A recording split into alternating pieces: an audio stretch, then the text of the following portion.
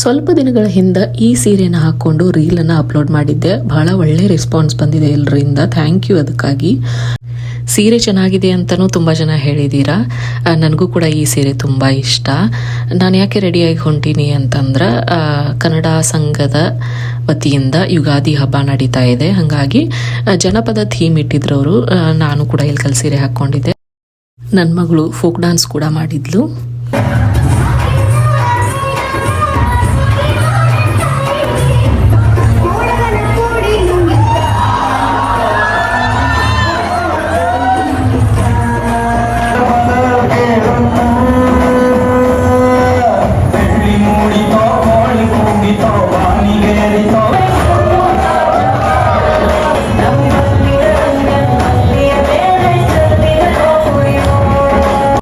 ಮೂರು ಬೇರೆ ಬೇರೆ ಜನಪದ ಹಾಡುಗಳಿಗೆ ಡ್ಯಾನ್ಸ್ ಮಾಡಿದ್ಲು ನನ್ನ ಮಗಳು.